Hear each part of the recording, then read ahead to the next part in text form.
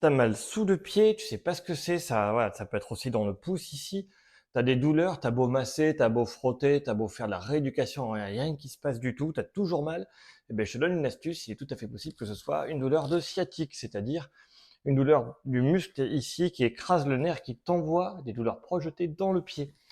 Bon, je vais te montrer un petit truc qui permet de, hop, je vais passer de l'autre côté, de le soigner. Donc, si c'est des douleurs de sciatique projetées, voilà, en général, c'est sur le pouce du pied, tu peux faire ça. Alors, tu peux faire beaucoup plus bas. Hein. Je te montre ici, tu vois, même moi, c'est dur, je suis pas souple. Et en plus, je suis rouge sur rouge, ça va pas être facile pour toi. Regarde bien. Ici, c'est 90 degrés de flexion. Et je sais que moi, je suis pas souple, je vais être comme ça, c'est pas grave, je vais attendre et progressivement, ça va descendre.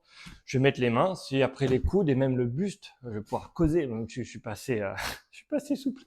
Mais tu vois, tu peux descendre. Et je monte pas avec l'autre jambe, c'est pire. Hein. Je monte avec celle-là. 90 degrés, et puis là, je vais simplement maintenir cette position-là. Donc, je peux aller d'un côté, mais il faut que j'engage les épaules et les hanches, ou de l'autre. Je vais chercher là où ça tire le plus. Et là où ça tire le plus, souvent ça va être par ici, je vais maintenir. Alors attention, toi, tu peux plier la jambe.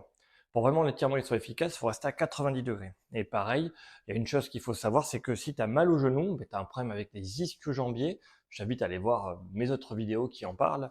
Et toi, tu peux plier le genou un petit peu, ça te fera moins mal au genou. Tu vois, là, je suis pas à 90 degrés, je dois être à 60, quelque chose comme ça.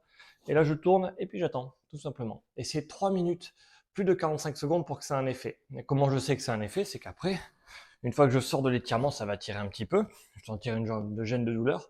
Je fais n'importe quoi d'autre, c'est pas grave pendant à peu près une minute. Et après, je reteste. Là, tu verras que ton pouce, en général, eh bien, il va vachement mieux. Donc, souvent, les douleurs qu'on peut avoir sur le pouce ici sont dues à des compressions sciatiques. On peut aussi avoir des douleurs qui soient derrière le talon ou sous le pied. C'est aussi possible. Mais en général, sous le pied, c'est autre chose. Je le montre juste après.